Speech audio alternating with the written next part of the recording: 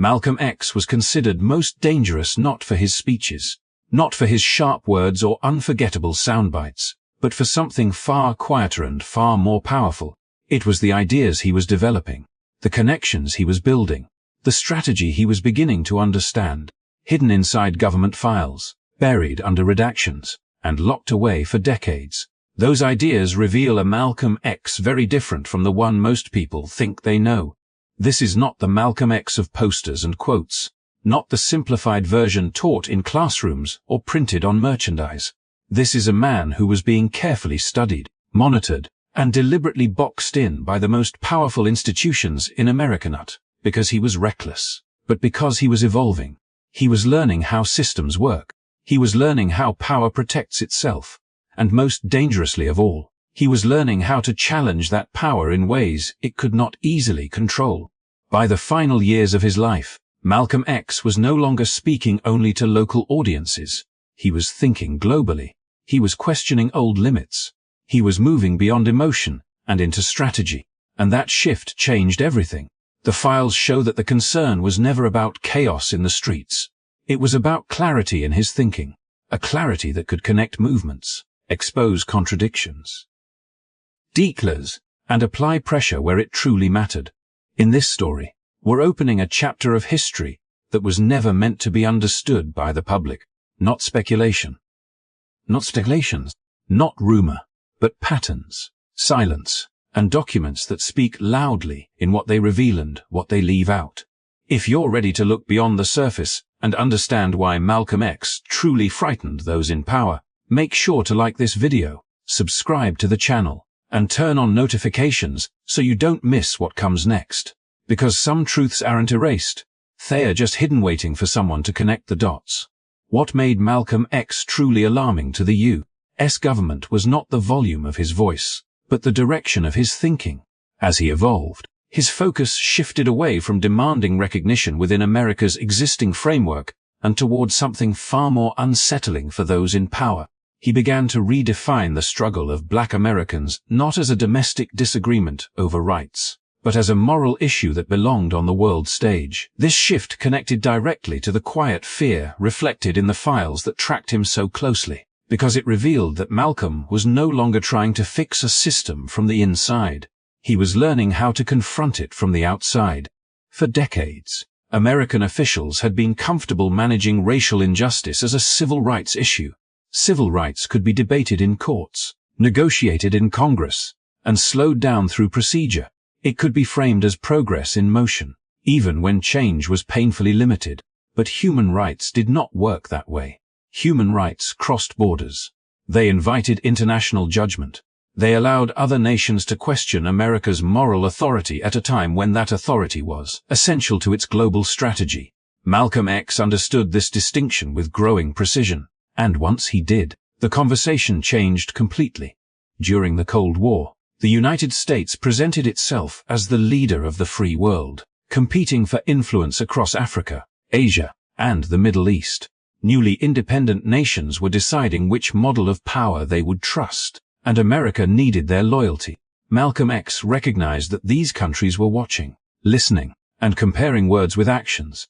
By linking segregation, police violence, and economic exclusion in the United States to the broader history of colonialism and exploitation abroad, he began to expose a contradiction that could not be easily dismissed. His message suggested that the same logic used to dominate people overseas was being applied to Black communities at home, and that connection carried enormous weight in international forums. As Malcolm traveled, met foreign leaders, and spoke in global settings, his presence became symbolic. He was no longer just an American figure. He was part of a wider conversation about power, dignity, and self-determination. This was the moment when surveillance turned into something more deliberate, because the risk was no longer limited to domestic unrest. The risk was reputational. The risk was diplomatic. The risk was that America's internal contradictions would be used against it by rivals who were eager to undermine its claims of moral leadership. What made this especially unsettling was that Malcolm was not calling for chaos. He was articulating a framework that many nations already understood. They had lived under foreign control. They had fought for independence. They knew what it meant to be governed without consent. Malcolm's ability to speak that language, while grounding it in the lived reality of Black Americans, gave his words credibility that slogans could not erase. He was not asking the world to hate America. He was asking it to hold America to its own standards. This evolution connected seamlessly with the concern reflected in the files that followed his every move. The danger was not that Malcolm would provoke violence, but that he would provoke understanding. Understanding is harder to suppress, because it does not rely on anger alone. It builds alliances. It reshapes narratives. It creates pressure that does not disappear when a speech ends. A man who could frame domestic injustice as an international responsibility threatened to move the struggle beyond the reach of institutions designed to contain it. By the time Malcolm X fully embraced this global perspective, he had stepped outside the boundaries that once made him predictable. He was no longer confined by a single organization or a single audience. He was speaking to a world that was already questioning the promises of empire and power, and in doing so, he became far more than a critic of American society. He became a mirror held up to it, reflecting contradictions that could not be explained away. That was the fear hidden beneath the surveillance, the quiet reason his ideas were treated as something that had to be monitored, constrained, and ultimately stopped before they spread too far to be controlled. As Malcolm X's thinking expanded and his influence began to stretch beyond American borders, the response to him became more methodical, more coordinated, and far more personal. This was no longer a matter of casually observing a public figure. The surveillance surrounding Malcolm evolved into a system designed to understand him completely, not just as a speaker on a stage, but as a human being with relationships, doubts, routines, and long-term ambitions. The deeper his ideas reached into uncomfortable territory, the closer that system moved around him. The monitoring followed him everywhere, visible only in fragments but constant in its presence. His public appearances were noted, but so were his private conversations. People he trusted, people who shared meals with him and prayed beside him, quietly reported what he said when the cameras were gone. Conversations that seemed ordinary were broken down, categorized, and filed. Names were cross-referenced, meetings were logged. Each interaction became part of a growing picture meant to reveal not just what Malcolm was saying, but where he might be going next. Wiretaps and recorded calls were not simply about catching dramatic statements. They were about mapping influence. Every journalist he spoke with, every student group that invited him, every diplomat who attended his lectures added another thread to a widening network. The concern was not isolated words, but the possibility that those words could move through channels beyond any single institution's control. Surveillance, in this sense, became less about listening and more about anticipation. It was an effort to stay one step ahead of an evolving mind. As Malcolm traveled, that effort intensified. His movements abroad were carefully tracked, not because travel itself was unusual, but because of who he met once he arrived. Photographs with newly independent leaders, conversations with organizers, and appearances at international gatherings were treated as indicators of future alliances. Each trip suggested new connections, and each connection suggested a broader platform. The system watching him understood that ideas gain strength when they move through people, and people gain power when they form relationships across borders. This level of observation continued even as Malcolm's personal journey shifted. When he broke away from earlier structures and began charting his own path, the surveillance did not loosen. It tightened.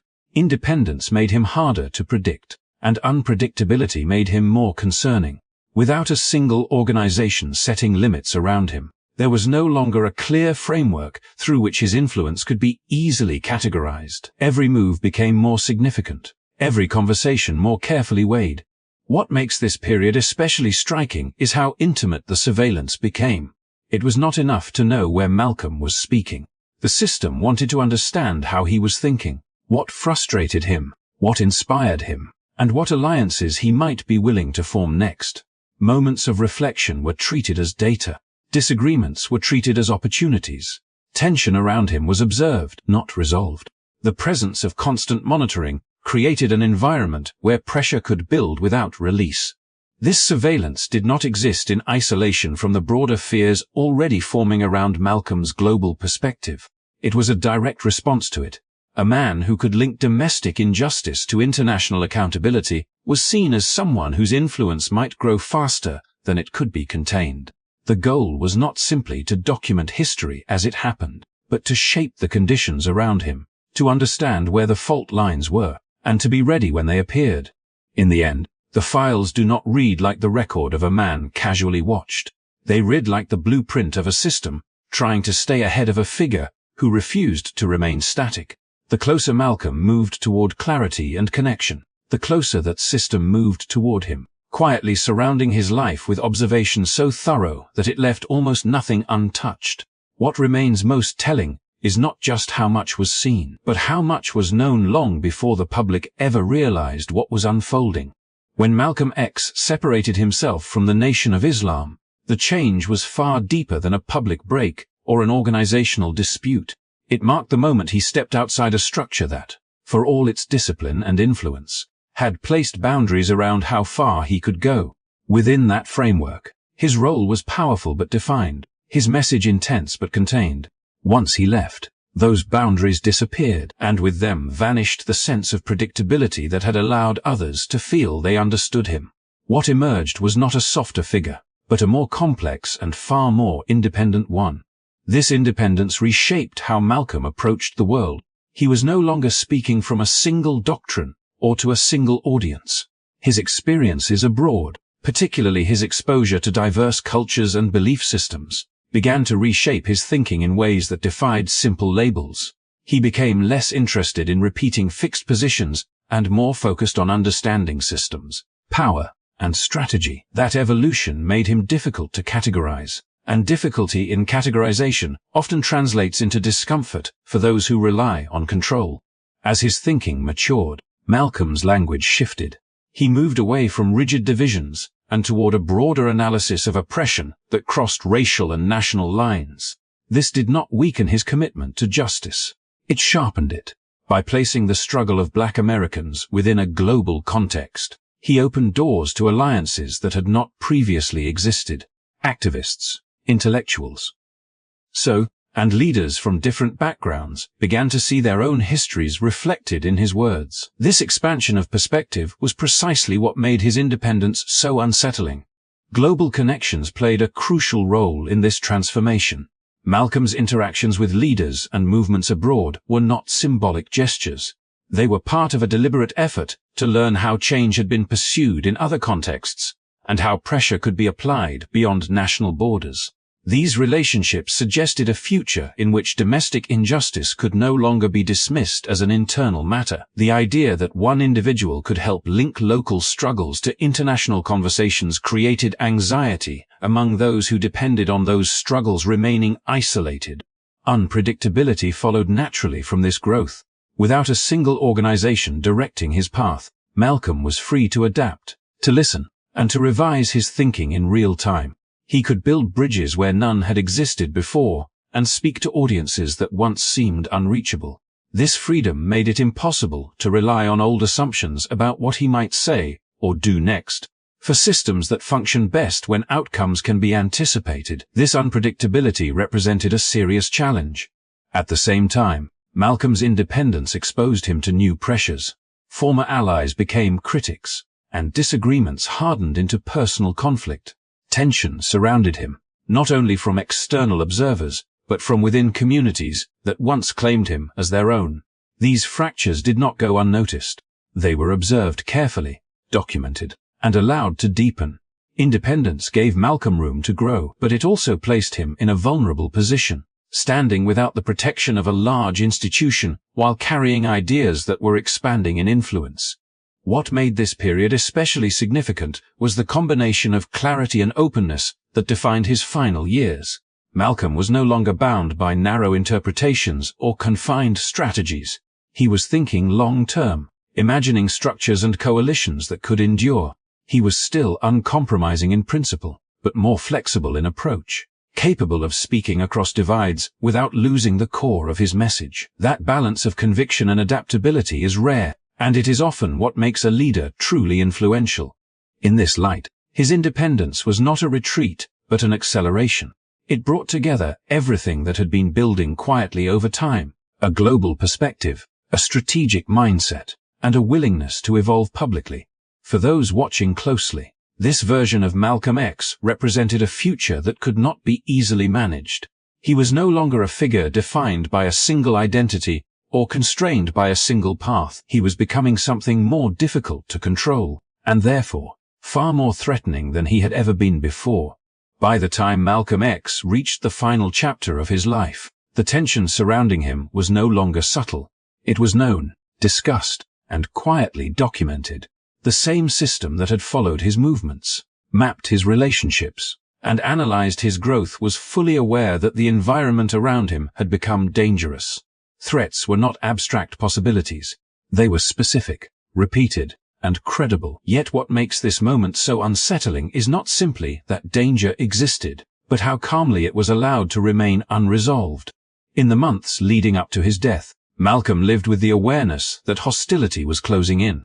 His independence had cost him protection, and his evolution had intensified opposition. Former allies had turned distant or openly hostile, and public events carried an undercurrent of risk. None of this happened in secrecy. The information traveled through the same channels that had tracked him for years. Names were known. Patterns were recognized. Warnings surfaced. This was not a sudden breakdown of order, but a situation that had been developing in plain sight. Normally, when credible threats surround a high-profile figure, layers of protection appear. Security becomes visible. Precautions are taken. Risks are managed, if not eliminated. In Malcolm's case, something very different occurred. On the day that should have brought heightened awareness and preparation, the safeguards he had grown accustomed to were suddenly absent. The familiar presence of oversight faded. The structures that had demonstrated such intense interest in his life appeared to withdraw at the precise moment they were most needed. This absence stands out because it contradicts everything that came before. A man whose words had been recorded, whose conversations had been monitored, and whose movements had been carefully logged was, in that critical moment, left exposed. The shift was not gradual. It was abrupt, and it invites a difficult question. How does a system that knows so much fail to act when action matters most? What deepens the unease is the silence that followed. The response was restrained, procedural, and remarkably narrow in focus. The narrative moved quickly toward closure, emphasizing individual responsibility while discouraging broader examination. Questions that pointed upward or outward were softened or set aside. The atmosphere suggested a desire not to understand everything that had happened, but to understand just enough to move on. This moment fits too neatly into the pattern that had been forming around Malcolm's life. Surveillance without protection, knowledge without intervention, observation without responsibility. Taken together, these elements do not resemble confusion or negligence. They resemble distance, a calculated step back that allowed events to unfold without direct involvement. It is in this space, between knowing and acting, that the idea of deliberate non-intervention takes shape. Malcolm X had become a figure whose influence extended beyond national boundaries, whose thinking no longer fit into familiar categories, and whose presence complicated narratives that needed to remain simple. Protecting him would have meant preserving a voice that continued to evolve, connect, and challenge. Allowing the danger around him to resolve itself required far less effort and carried far less political risk. What makes this chapter so haunting is not the violence itself, but the quiet that surrounded it. The quiet of systems that had spoken loudly through documentation and monitoring, yet chose restraint when restraint carried consequences. The quiet of institutions that knew how to intervene, had intervened before in other contexts, and still did not. In the end, Malcolm X was not lost in chaos. He was lost in a moment where awareness existed without accountability, a moment where the mechanisms of oversight disengaged just long enough for history to take a permanent turn. When placed alongside everything that came before with surveillance, the concern, the recognition of his growing influence, failure to protect him feels less like an accident and more like a choice made through inaction. And it is that silence, more than any single act, that continues to echo through the story left behind. Under COINTELPRO. The goal was never simply to observe history as it unfolded. It was to shape outcomes before they could fully take form. Internal documents later revealed that the program was designed to prevent the rise of a unifying black leader capable of bringing together movements, sharpening political awareness, and shifting the balance of power in a way that could not be easily reversed. Malcolm X, especially in the final phase of his life, matched that description with unsettling precision. He was no longer confined by a single ideology or organization. He was no longer predictable. His thinking had expanded beyond reaction into strategy, beyond protest into structure. He spoke with moral clarity, but also with an emerging political sophistication that suggested endurance rather than disruption alone. This combination mattered. Movements fueled only by anger can burn out. Movements guided by clarity, discipline, and international awareness can last. That was the future Malcolm X was moving toward. And it was precisely that future the system was designed to prevent. COINTELPRO did not operate through dramatic public gestures. It worked quietly, amplifying divisions. Commissioned to classes, exploiting fractures. Commissioned deacons, and allowing pressure to build until conflict appeared inevitable. In Malcolm's case, the hostility surrounding him was not created overnight, nor was it ignored accidentally. It was observed, documented, and allowed to intensify. The absence of protection at a critical moment fits within this broader pattern, one where direct action was unnecessary because non-action achieved the same result with less visibility. What makes this conclusion so difficult is that it resists simple explanations. There is no single document that declares intent, no clear order written down. Power rarely works that way. Instead, there is a convergence of knowledge, silence, and restraint that leads to a single irreversible outcome. Malcolm X's death was not treated as an emergency that demanded deep reflection. It was treated as an ending that allowed certain problems to disappear. And yet, it did not succeed in erasing him. What remained was a legacy carefully edited for public comfort. Quotes softened, edges smoothed. A complex thinker reduced to fragments that could be safely admired without being seriously considered. The Malcolm X who frightened institutions was not meant to survive in memory, because memory can inspire questions, and questions can reopen conversations that power would prefer remain closed. Still, his story continues to resonate because it exposes something timeless. It shows how systems respond when an individual grows beyond the limits set for them. It reveals that the greatest threat is not chaos, but coherence, not rage, but evolution. Malcolm X was dangerous, not because he refused to change, but because he did.